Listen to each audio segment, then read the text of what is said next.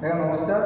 ମୁଁ ଉମାକାନ୍ତ ବେହେରା ନବନିର୍ମାଣ କୃଷକ ଛାତ୍ର ସଂଗଠନର ସଦସ୍ୟ ଓ ତା ସହ ମୋ ଦଳର କାର୍ଯ୍ୟକର୍ତ୍ତା ହିସାବରେ କାମ କରୁଛି। ଆଜ୍ଞା, ରାଜନୀତି ଆଉ ଦେଶଭକ୍ତି ଭାବରେ ସେବା କରିବାର ମନୋବୃତ୍ତି ଦୁଇଟା ବର୍ତ୍ତମାନ ଦୁଇ ଭାଗରେ ବିଭକ୍ତ ହୋଇଛି। ତେଣୁକରି ତାହାକୁ ଆଧାର କରି ଆମେ ଯେଉଁ ମୋ ଦଳ ଯେଉଁ କର୍ମ କରୁଛି, ରାଜନୀତି କରିବା ସହ ଦେଶର କେମିତି ସେବା କରିପାରିବ ତାର ମନୋବୃତ୍ତି ଅଧିକା ରଖିଛି।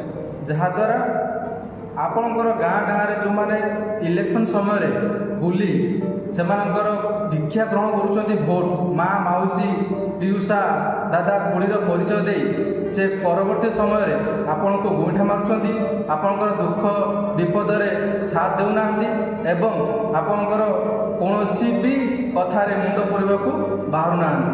ତ ତାହାର ପ୍ରତିବାଦରେ ମୋ ଦଳ ଆଜି ଯେଉଁ ପଦକ୍ଷେପ ନେଉଛି, ଆପଣମାନଙ୍କର ସବୁଥିରେ ସବୁ କ୍ଷେତ୍ରରେ ଆପଣଙ୍କର ରୋଜଗାର ପାଖରୁ ଆରମ୍ଭ କରିକି ଆପଣଙ୍କର ବଞ୍ଚିବା ଶେଷ ପର୍ଯ୍ୟନ୍ତ କେମିତି ଭାବେ ନିଜର ଉଚିତ ପ୍ରାଇସ୍ ପ୍ରେଷ୍ଟିଜ୍ ପେନ୍ସନ୍ ପ୍ରତ୍ୟେକ ବ୍ୟକ୍ତି ପାଇବାର ହକ୍ ଅଛି, ତାହାର ଦାବି ଉପସ୍ଥାପନା କରିବ ଏବଂ ଆପଣଙ୍କୁ ଦେବାର ହକ୍ ଯୋଗାଇ ପାରିବ।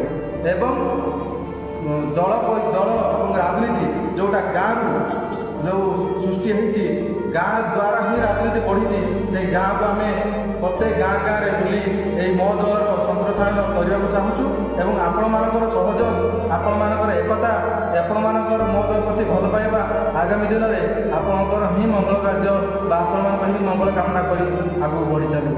ତେଣୁ ମୋର ଏତିକି ଅନୁରୋଧ, ଆପଣମାନେ ଯେମିତି ଭାବରେ ଅନ୍ୟକୁ ସହି ନପାରି ବା ଅନ୍ୟକୁ ସହିବା ଦୂରର କଥା ଦେଖିବାକୁ ବି ଭଲ ପାଆନ୍ତିନି, ସେଇଭଳି ଭାବେ ଏବେ ସମୟ ଆସି ତାକୁ ପ୍ରତିରୋଧ କରିବାର, ଯେ ଯେଉଁଟା ଆମକୁ ହକ୍ ପାଇବାର ତାକୁ ଆମେ ଆପଣେଇବୁ ଏବଂ ଯିଏ ଆମ ସାଥିରେ ନାହିଁ, ଯିଏ ଆମକୁ ଲୁଟ୍ କରୁଛି, ଆମକୁ ରାଜରାସ୍ତାରେ ଛିଡ଼ା କରୁଛି, ତାକୁ ଏଥର 2024 ଇଲେକ୍ସନ୍ ସମୟରେ ତାକୁ ଆମେ ଦେଖାଇଦେବା ଯେ ମୋ ଦଳ ଆମ ସାଥିରେ ଅଛି ଏବଂ ତାକୁ ଛାଡ଼ିଲେ ଅନ୍ୟ ଦଳମାନେ ତାଙ୍କ ନିଜ ସ୍ୱାର୍ଥରେ ତାଙ୍କ ଦଳ ବଢ଼ିଛନ୍ତି।